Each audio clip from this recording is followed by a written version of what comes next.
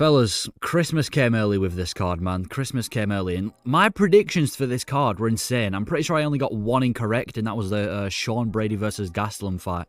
Come on, where's my respect for these predictions?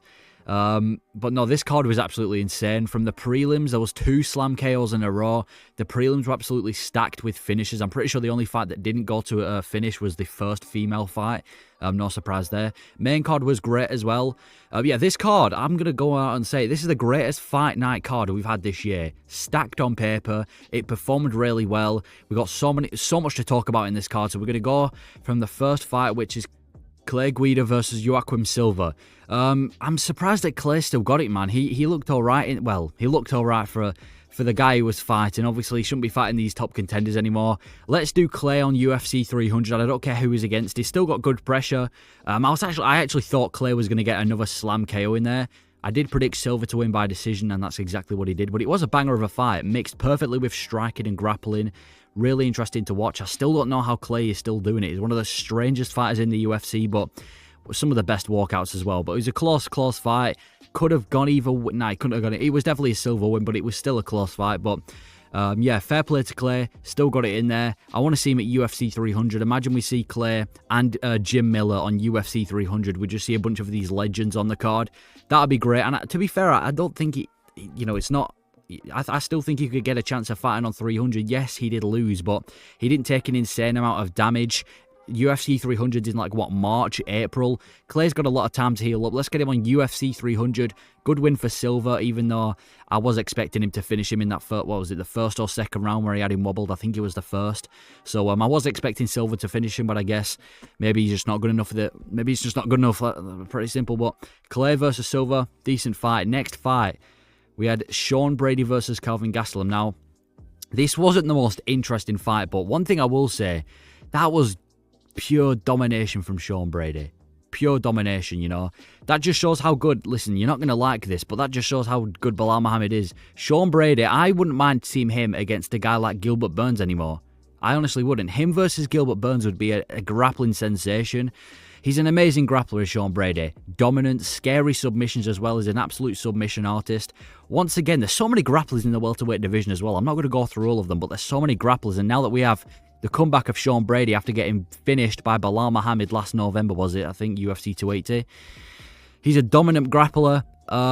Yeah, that wasn't a great performance from Gastelum. I mean, maybe he should go back to middleweight. Maybe it's welterweight that's the issue, because obviously he had a great win at middleweight over Chris Curtis, then comes down to welterweight, and he didn't look great. Maybe it's just Sean Brady stylistically is really difficult for him.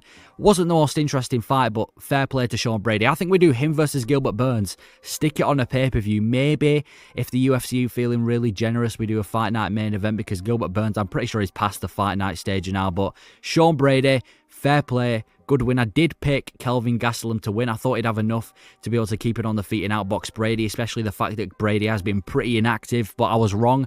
This is the only fight I was wrong for as well.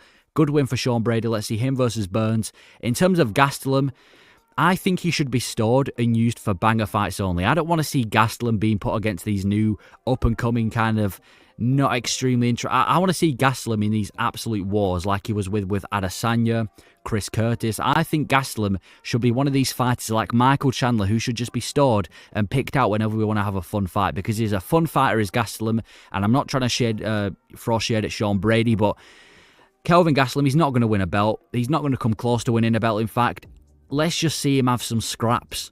Pretty simple. I just want to see Gastelum have a few proper scraps, to be fair. I'm sick of him being in these stylistically nightmare matchups for him. So good win for Brady. Gastelum, let's have him in these fun fights.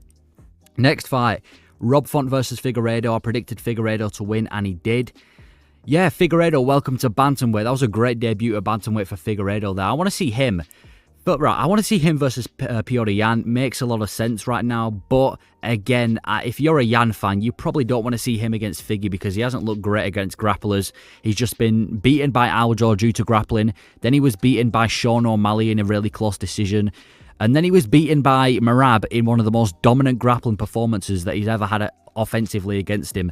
And I'm not sure putting him against Figge, another grappler, is the best idea. I was thinking we do Yan versus the winner of Chris Gutierrez and Song Yadong. I wouldn't even mind seeing Figueiredo versus Aljo. I mean, if we're going to do Sandhagen versus, who's Sandhagen fighting? Arman Magomedov. I wouldn't mind seeing Aljo versus Figgy. I think that would be a really, really interesting fight at 135. It would be such a good grappling matchup. You've got Aljo, who's obviously got all these grappling credentials, insane grappler, human backpack, and then you've got Figueiredo, hard hitting on the feet as well, and I'm going to talk about that in a second. Hard hitting on the feet, and again, some of the best submissions in the UFC flyweight division, so I wouldn't mind seeing that fight. But talking about the fight itself, Rob Font, he's got really good takedown. Well, he's definitely improved his takedown defense since the Sandhagen fight. There was only one moment in the fight where he struggled when it came to grappling, and that was actually when Figueiredo actually, pieced him up on the feet and then went for the takedown. But apart from that, for the rest of the fight, Rob Font did seem to have improved his takedown defense, but his boxing defense wasn't great. His head movement wasn't really there. Figueiredo was catching him multiple times, and it was kind of gaining the attention of the crowd. Rob Font just didn't do enough. It was kind of just the jab 1-2 wasn't enough to beat Figueiredo. Rob Font, I don't know what's next for him. He hasn't been looking amazing in his last few fights. I know he got the knockout over Adrian Yanez, but apart from that, he hasn't looked great. Just got dominated by Sandhagen as well. So maybe he takes some time off and comes back against another contender, maybe like a Pedro Munoz. But for Figueiredo, I think this guy's around 2 wins away from a title shot, and I'm not mad about it either. I kind of like Figueiredo now. Welcome to the bantamweight division. It was a great fight, though. It was a fun fight overall, fun scrap. So many times where I thought it was going to get finished. There was multiple times where Rob Font... to be fair, I'm kind of surprised that Figueiredo couldn't finish Rob Font in the third round. Was it the third round? Yeah, I'm pretty sure it was the third round where he had him wobbled. I know he went for the takedown eventually, but where he had him wobbled, I thought Figueiredo could have maybe pushed a little bit more there to get the finish. But either way, good win for Figueiredo. Welcome to bantamweight. Next fight, Jalen Turner versus Bobby Green. What was that stoppage? What was that stoppage? If you saw the fight, essentially, Bobby Green was knocked out, and then there was about 10 seconds after the fight where the ref just stared at Bobby Green's unconscious body getting beaten into a pulp and didn't stop it. It's times like this where I wish we had Dan Hardy on commentary. That ref never needs to be in the UFC again. The guy looks about 80 years old. I don't know how he's managed to get a job. Yeah, that was incredibly dangerous for Bobby Green. In fact, listen, Bobby Green kind of had it coming. He was mocking him, he was taunting him. I know that's his fight style, but he was taunting him, and then he eventually got knocked out. But I'm kind of worried for him. Like, is this guy going to be okay? I feel like this could be a kind of a Tony Ferguson moment where from now, he's just not the same guy, purely because the ref was too arrogant to stop the fight. Good win for Jalen Turner. Still surprised the guy can make 155, but yeah, that was crazy. That was crazy. I do think Turner should fight the loser of Dariush versus Arman. Now, obviously, I have watched the fight, and the reason it says the loser of Dariush versus Arman because I did make this before the actual fight happened.